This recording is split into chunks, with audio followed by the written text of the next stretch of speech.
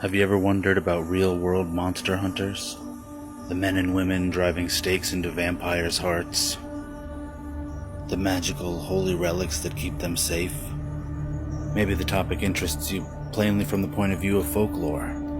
All cultures and religions had monsters, as well as those who hunted them. My name is Alex Calvo, and I received these writings and various artifacts almost a year ago.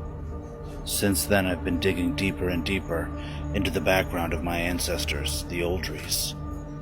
I've learned a lot about them, and the secret Catholic order that started them on this path.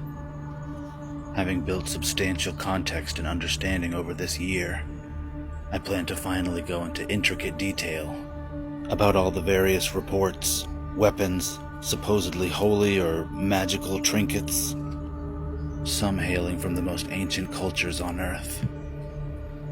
I hope you'll join me through this discovery. And there are still many questions yet to be answered.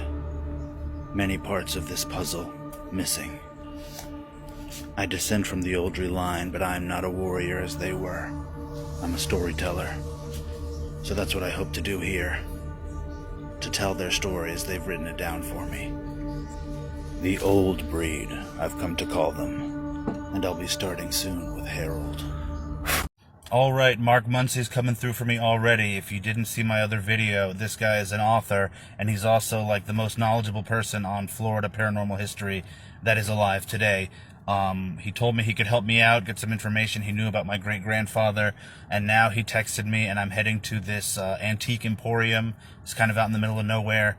Apparently they'll have a package for me. He says, he had somebody bring something there, and it's gonna have things that I'm looking for, is how he put it. I don't know what that means. I assume it has to do with my great-grandfather. Let's see. I'm almost there. I'm stopped here just so I can make this video. Let's go ahead and see.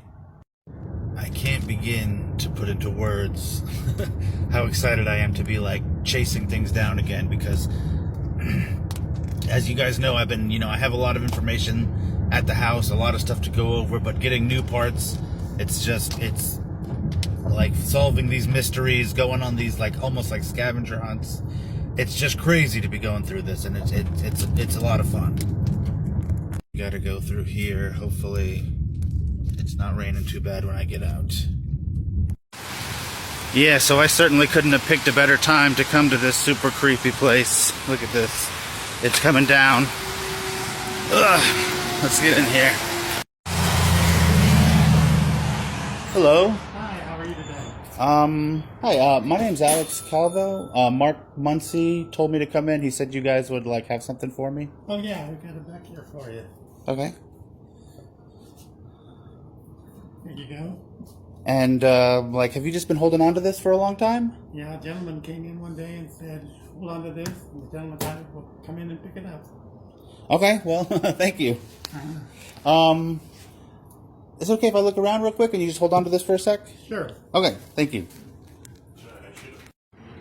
Okay, I'm sure some of you are like, what are you doing looking around? Go back and open that thing. But, this place is crazy. I had to get a video of it. Not only am I feeling super intensely weird as soon as I walked in here, but it's like a gigantic museum. And there is a ton of super old religious stuff, specifically super old Catholic looking stuff.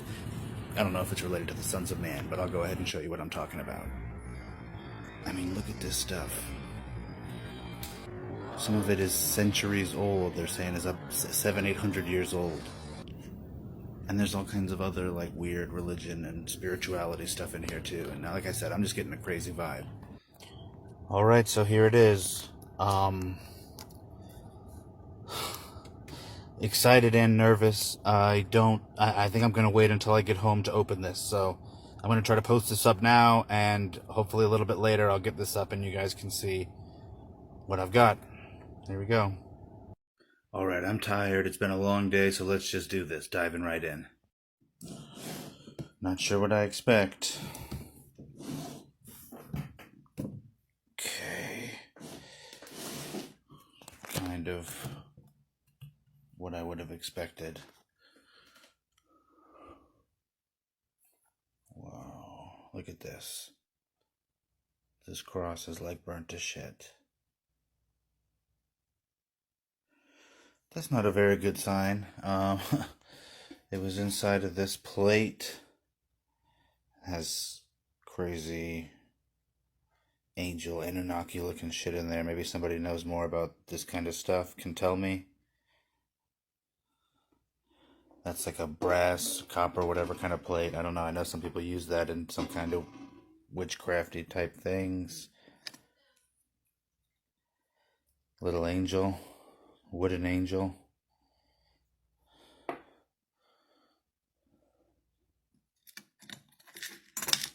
More crucifixes. Not burnt. Another rosary like in the exorcism kit. The exorcism box. This has like a lot of the different things. Oh, what is this? This is like some kind of trinket with an image of Mary and baby Jesus. I know, at least for Harold, he talked about being, his personal faith was in Christ, and I guess a version of Christianity or Catholicism. But he did believe that other deities existed. He definitely believed in at least Brigid, the Celtic deity. He mentions Hachiman, which is an Asian, a Japanese deity, and others. But when they talked about the faith, what else is in here? There's a bell. We already talked. Okay, I hope I got that. I thought I heard a reply bell somewhere else in the house. I'm not gonna mess with that kind of stuff right now. Don't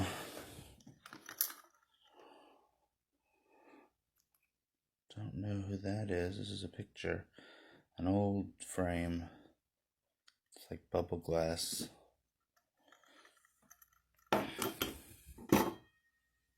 Just don't want to break anything.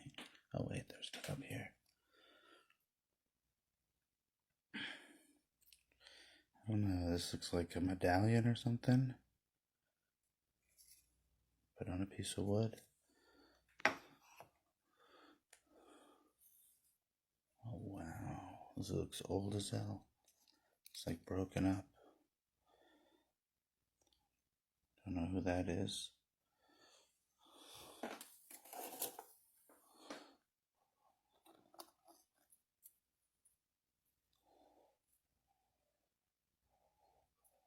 Joy. It's like a little knight. Is that supposed to be a paladin, maybe? It's really well made. Heavy. Oh, yes. Look at this. This is another notebook. Oh, my God. Okay, I'm not going to go into what any of this stuff says yet. I'm going to put this aside. Oh, shit.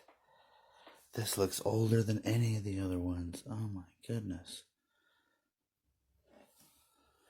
Okay. What is this?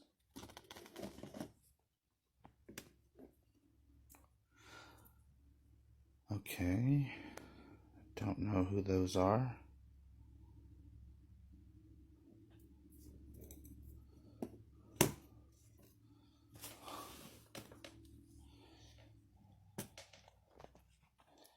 This looks like... Yep, like some kind of dagger. I wonder if there's anything else in here. This is gonna have to be my first 10-minute video. I have 10-minute videos, guys. I hadn't done them yet. Okay. What the hell is this?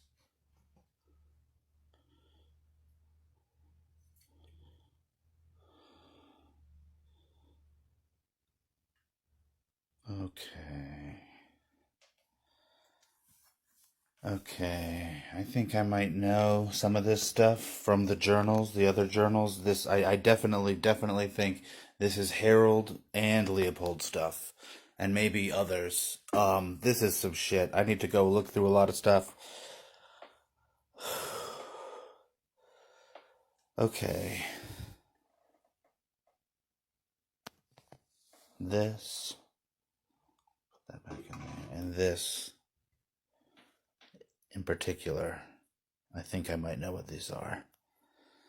Alright, I've got a lot of reading and researching in these things to do to figure some of this stuff out before I go any further. I promise I'll get into all that stuff.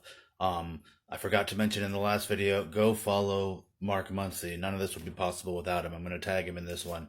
I also wanted to mention this other journal that I haven't brought up since I found it, the last journal of Leopold that I found in my live. It's so deteriorated and just, like, I'll give you kind of a look at it over here. It's like so messed up. Pages are stuck together. The writing is almost illegible because of mold growing on the pages. I'm trying to do things to it to make it so that I can look through it without ruining it. But that's where I'm at with that. And, we'll see what happens. Because now that I have some of these other things, I need more answers. Because I might be, I've tried to avoid the more dangerous stuff. But, let's see what happens here. Because I don't know. So I'll update you soon, guys. I really appreciate you. Thanks for going along with me on this. You make it less frightening in the parts that really should be kind of more frightening. So, have a good night. One terrifying trestle bridge monster in Tampa. So obviously from yesterday's video, I've gotten a good amount more information about Harold Jr. That's Harold's son, obviously, Leopold's father, making him my great-great-grandfather. This was a major blind spot before. I had very little information about him other than he was involved in a lot of this same kind of, supernatural hunting business. I do know now that he was apparently the vampire expert of the family, which is something that Leopold really didn't talk about at all, and I'm pretty sure I know why now. While Harold spoke of vampires in his journals, and there were vampire killer tools among the trunk that I found, like this stake and mallet, it seems there were few, if any, of such creatures in Florida. So Leopold elected to lend these things out where they were needed, in other parts of the country, where sightings, reports, and attacks did take place, and people like him fought against them, and Leopold was happy to help. So I've still got a lot more reading and research to do. I do know that he was primarily active from like 1885 to 1915, primarily in the United Kingdom and some other parts of Western Europe, but apparently he did get around a little bit. I also know that he worked with this vampire woman, which is something that Harold, doesn't even seem like he would have considered. He never seems opposed to the possibility of a vampire that is not evil, but I don't know. More to learn, more to read, more to find, so let's go. I've certainly found a newfound appreciation for being in the Sunshine State. Hey everybody, quick update tonight about where this is kind of going right now moving forward. I've talked about it a little bit already, but I want to dive in a little bit deeper, so here we go. It started with the papers I found in my house. I've gotten even more from other people, like I mentioned, Mark Muncie, paranormal expert, and with all the information that I've gathered now through all of this, with all the context, it has pointed me towards some other really incredible things. I've talked a little bit about Hereford Cathedral Library in the UK. This is a library that was built in the 1600s. It's got books hundreds of years old. They're still chained in place. I've confirmed now that there are books hidden there under titles that do not relate to what they're actually about. I will not give those out here, obviously. And luckily, I've got a big enough platform where I've been able to reach out to people locally, built enough trust to where we're getting a back and forth, and I have people reading things out of these books and reporting it back to me, and that's where I'm getting a lot of this information. Specifically, for example, this information about the vampire Alexandra. I had a little bit of information about her in the journal from Harold Jr., but it really just linked me towards that other stuff where I found basically her whole life story. I want to close out by mentioning that I am reaching out to some other places, similar with information, hopefully, trying to find people to get that information for me. But I also want to know, because I get a lot of questions about certain specific things or why I don't go into more detail on some things. There's a lot that I do not talk to you guys about, for my own safety, because of things that have happened when I've talked about other things, because of things that people who I've spoken to and I've reached out to have told me. Apparently, there is a little bit of some people that are kind of upset about the stuff that I posted. It seems more in Europe than here in the United States, which is good for me. But that is something that I have to be wary of. And, even not just talking about people reacting, but certain things when I go into them in detail, or when I look through and really go into certain items, things just in my life get kind of weird, and I don't want to press that too hard. So there definitely are things that I do not talk about on here for those reasons. Now, some things I will tell you, things I'm looking for information about. So maybe if you know something, you can tell me. I'm sorry if I butcher names, but I'm researching the Benendanti, the Sabotnik, the Jadaji, Dampiers, more about the Kursnik, Hachiman, Shoki, the Narasimha, the Songhai people of Africa, the Garuda Paruna, a lot of different things. So, you guys are always good about helping me out. I'm reaching out to more extensive sources, but who knows? Maybe you can help too. Hey everybody, feeling a little under the weather, but I wanted to just make a quick video and touch base. We are talking about this Notre Dame sarcophagus. If you're following me, and even if you're not, you probably are familiar with this story about the sarcophagus they found under Notre Dame after cleaning up after that fire. They were supposed to have opened it a while ago. They don't say anything about it. I'm under the impression that they're either never really going to say anything about it, or they're just going to wait a long time and say that it was basically nobody important. Those of you who are already my followers, you probably know that I was talking about this weeks before they even found this thing, about this special coffin buried under a really important church in Europe. Now, I never give all the information on these things, and the reason for that is mainly because I get hundreds of messages and comments telling me from people saying, they have inside information about this, and basically because I have other information that I have not revealed, it's my way of testing to see if they really know, or if they're just, trying to jump on for some clout. Now, I do have a little problem in that the people that I find that do seem like they are legitimate do not want to talk on camera. They don't. Obviously, they're too far away for me to meet with them, but they don't even want a video call or even just their voice over the phone. A lot of people seem very afraid of talking about this stuff in public. Now, I do believe that this has to do with this secret order, the Sons of Man. I've talked about them a lot. It seems that, in certain places, they still have a little bit more pull than around here in the U.S., so some people are afraid to even have their voices on video. You guys know I have a big platform now, and I feel like that keeps me kind of safe, because if something were to just happen to me all of a sudden, that would be very suspicious and not a very good look for them. Now, the new information that I'm getting right now about the person I believe is in that sarcophagus is really just more about the history of their life. I've talked about it a little bit based on the books that I found under the house.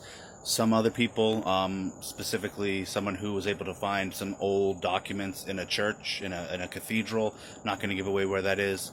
We've been communicating, and they've been giving me piece by piece, as they can get it, more and more of this guy's life story.